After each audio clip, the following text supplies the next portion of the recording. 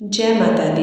नमस्कार दोस्तों, आप सभी का स्वागत है हमारे चैनल पर। आज हम बात करेंगे चैत्र नवरात्रि के दूसरे दिन की, जो समर्पित है माँ ब्रह्मचारिणी को। अगर आप सच्चे मन से इस दिन माता की पूजा करते हैं तो आपके जीवन में सभी कष्ट दूर हो सकते हैं। तो वीडियो को अंत तक जरूर देखें और कमेंट में लिखें जय माता दी। माँ ब्रह्मचारिणी का परिचय मैं आपको देने वाली हूँ।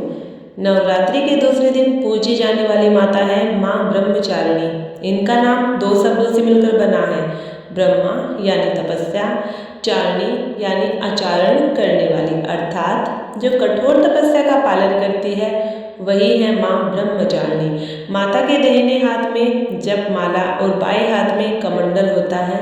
इनका स्वरूप अत्यंत शांत, तेजस्वी और दिव्य होता है। चलिए मैं आपको बताने वाली हूँ माँ ब्रह्मचारिणी की कथा। पौराणिक कथा के अनुसार माँ ब्रह्मचारिणी पर्वतराज हिमालय की पुत्री और माँ पार्वती का ही रूप है। पूर्व जन्म में जब माता ने सती के रूप में जन्म लिया था, तब उन्होंने भगवान शिव को पति रूप में प्राप्त किया था।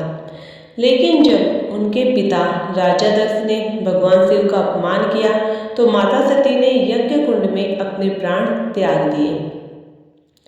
इसके बाद माता ने पुनः जन्म लिया पार्वती के रूप में, और बचपन से ही उनका मन भगवान शिव को पाने के लिए समर्पित था। तब उन्होंने ठान लिया था कि वे भगवान शिव की पति के रूप में प्राप्त करके ही मानेंगी, चाहे इसके लिए कितनी भी कठोर तपस्या करनी पड़े। माता ने हजारों वर्षों तक कठिन तप किया, कई वर्षों तक केवल फल खाकर रही, फिर केवल पत्तों पर जीवन बिताया और अंत में कई सालों तक बिना अन्न और जल के तपस्या करती रही। उनकी इस कठोर तपस्या के कारण ही उन्हें ब्रह्मचारिणी कहा गया। उनकी तपस्या से तीनों लोग हिल उठे। देवता, ऋषि, मुनि सभी उनके तप से प्रभावित हुए। अतः भगवान शिव प्रसन्न हुए और उन्होंने माता पार्वती को अपनी पत्नी के रूप में स्वीकार किया। इस प्रकार माँ ब्रह्मचारिणी की तपस्या सफल हुई और उन्होंने यह संदेश दिया कि सच्चे मन और धैर्य से की गई तपस्या कभी व्यर्थ नहीं जाती। चलिए मैं आपको बताने वाली हूँ पूजा का शुभ समय क्या है। नवरात्रि के दूसरे दिन पूजा का सबसे शुभ समय होता है सुबह ब्रह्म मुहूर्त से लेकर लगभग 9 बजे तक। अगर संभव हो तो सूर्योदय के बाद स्नान करके साफ कपड़े पहनकर पूजा करें। पूजा विधि ये भी मैं आपको बताने वाली हूँ।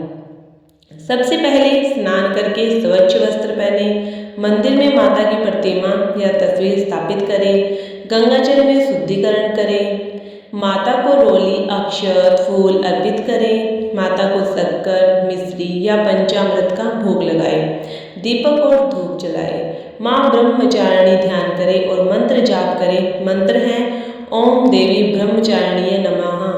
अंत में आरती करें और प्रसाद बांटें। व्रत के नियम क्या क्या है ये भी मैं आपको बताने जा रही हूँ, ध्यान से सुनना।